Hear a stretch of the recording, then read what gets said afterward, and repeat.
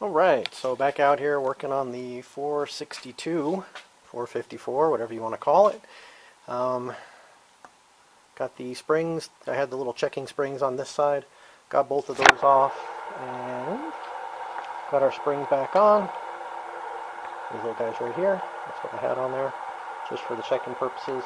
I did a clay test as well, like I had mentioned, and came up with, what was it, about the same, about 120 thousandths roughly. So we should be good, and then it was close to 200 on the exhaust side, 120 on the intake, so according to comp cams, 80 and 100 respectively, so got about 40 thousandths beyond what they recommend, and then almost 100 thousandths beyond what they recommend on the exhaust side. So I'm going to go ahead and take this head over to the motor and start bolting it on. Alright, so I got that head on there. It's all torqued down. I used ARP studs, or not studs, bolts, with their lube that they include for torquing. Got everything torqued. In there it recommended 25 foot-pound increments, or 70 foot-pounds total, 3 increments. So I went 25, 50, and then I went up to 70. And they are all torqued down. I used the head gaskets from these guys. What is it, Speed Pro, I think. I used their head gaskets, so hopefully that should all be good. And like I said, the other one, I'm going to go ahead and get it just kind of set on there again. I want to do a clay test over here just to verify what I found with the dial indicator. But for today, that's it. So I'll turn this thing back on when I get out here again.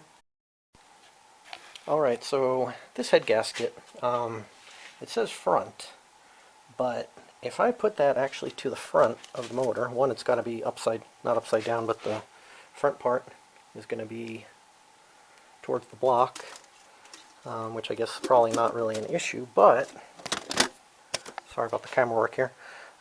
As you can see, there's a pretty big difference here.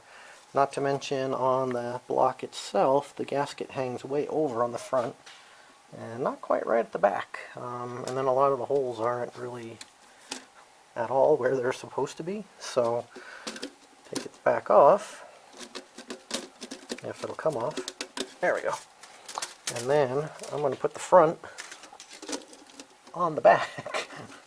And if I can hold this here, as you can see, the bolt holes and everything look to line up a lot better, and the differences here around the cylinders look to be way better as well. So it doesn't want to stay on right there, but as you can see, everything looks way better. I was looking at the gasket. I don't see any differences. I mean, any little indented pieces on this side are indented on the other side as well.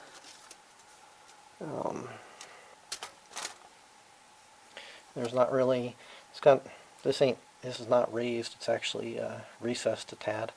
At least it feels like it is to me. And then on the other side here, same thing, it's recessed. Neither side has a raised, so I'm going to go ahead and run it that way. Because like I said, then it fits, get it on here, fits way better around the cylinders, and it's not hanging off on the front of the block. It's actually where it's supposed to be. So I don't know, I guess we'll find out if my putting the front on the back is harmful, but like I said, from what I'm seeing here, it looks like that's the way that it should be, because otherwise it's just weird. So let me get this on. I'm going to bring the head over and bolt it on. I'll turn this back on in just a minute.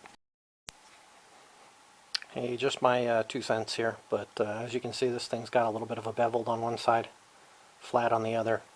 The bolt head, if you can see that, has, if I can get the right angle on it, has a little bit of a bevel to it. I don't know if you can see that there, but anyways, just wanted to throw that out there, so when you put these on, make sure you put the beveled down so it sits up against that shoulder, and then the flat part goes on the head. Anyways, I'm going to keep going on these guys. I'll get them bolted down, and I'll turn this thing back on in just a bit. Alright, got that head torqued down as well. Same thing, used the lube that they put in there, and did 25 first time, 20 or 50 the second time, and then it went up to 70 the third go around, which is actually what they recommend for those fasteners. 3 equal steps to 70 foot-pounds, so They weren't equal steps, but 25, 50, and 70. So that is done. The heads are finally on.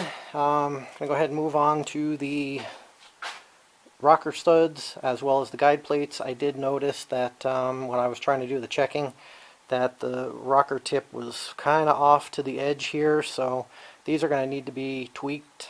So probably what I'll wind up doing is just cutting them down the middle and then moving them just a little bit, welding them back together, which is going to be a lot of work, a lot of fun, but hopefully they all don't need to be chopped up.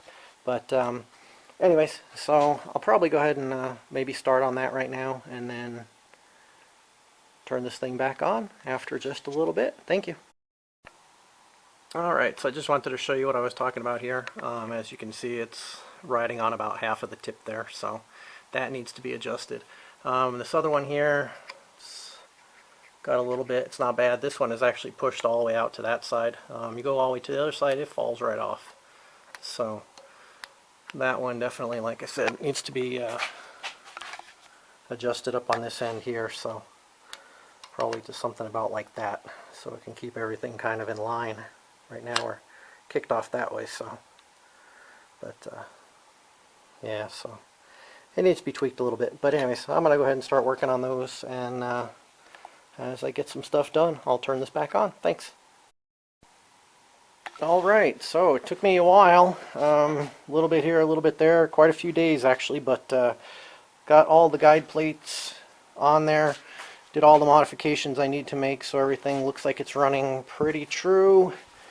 I'm short a couple of push rods here, but I actually need to get a push rod length checker and figure out exactly what size push rods I need.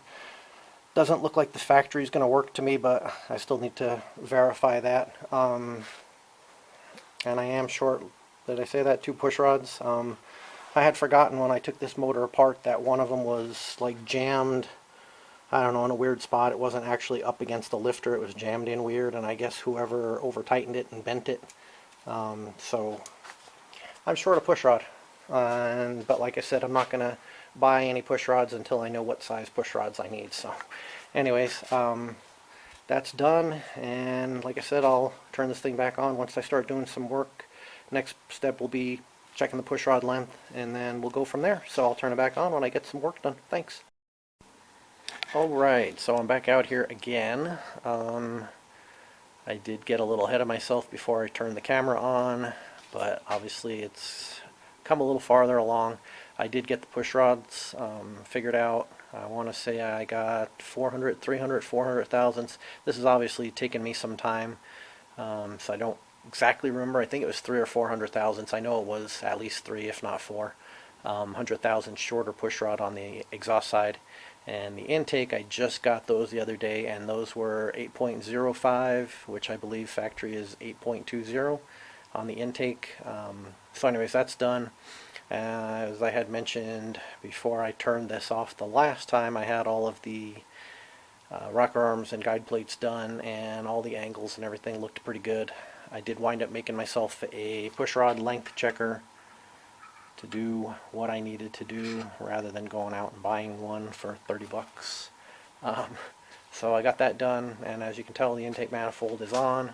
Valve covers are on. There's no gasket because I still need to adjust the valves. I do have it set at number 1, so top dead center, so that when I pull my, or put my distributor in, I can just go ahead and set the valves at that time.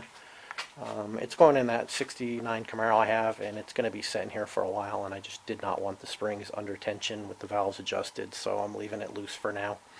But anyways, that's where it's at, and I think I'm just going to call it a video for now. Maybe as I start putting more things, but there's not much more I'm going to put until I'm ready to drop it in the car. So yeah, but probably next time you see this in any kind of video, it's going to be going in the 69 Camaro. But anyways, thank you guys for watching, and we'll see you in the next video.